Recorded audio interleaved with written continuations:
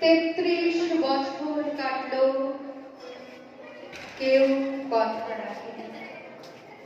ছেলেবেলায় এক গোষ্ঠী তার আগমনী গান হঠাৎ থামিয়ে বলেছিল, শুক্লা দ্বাদশীর দিন অন্তরাটুকু শুনে যাবে।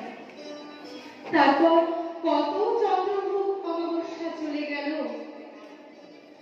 সেই গোষ্ঠী আর এলো না। 25 বছর প্রতীক্ষায় আছি। মামা বাড়ির মাঝে নাদের আলী বলেছিল, বড় হও দাদা ঠাকুর, তোমাকে আমি 3 প্রহরের বিয়ে দেখাতে নিয়ে যাব। সেখানে পদ্মফুলের মাথায় সাপ আর ভ্রমর খেলা করে। নাদের আলী, আমি আর কত বড় হব? আমার মাথা এ ঘরের ছাদ পুড়ে আকাশ স্পর্শ করলে তারপর তুমি আমায় 3 প্রহরের বীর দেখাবে? একটাও রয়েল গুলি কিনতে পারিনি কখনো। লাঠি লজেন্স দেখিয়ে দেখিয়ে চুষেছে লস্কর বাড়ির ছেলেরা। ভিখারির মতন চৌধুরীদের গেটে দাঁড়িয়ে দেখেছি ভিতরে রাস উৎসব।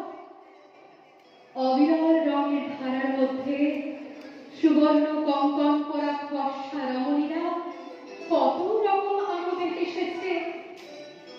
আমার দিকে তারা ফিরেও তাকায়নি।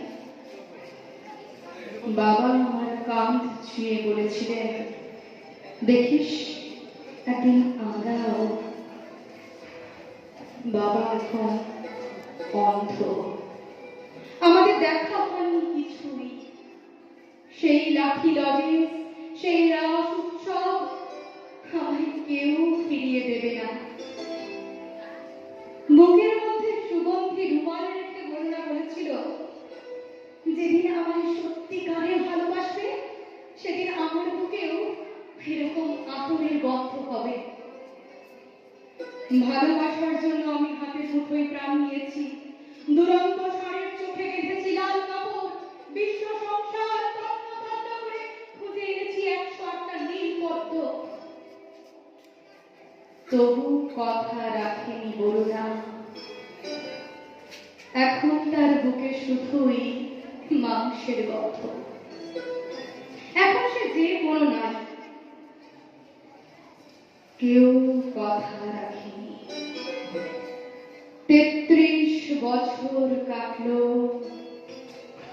কেউ কথা রাখে না।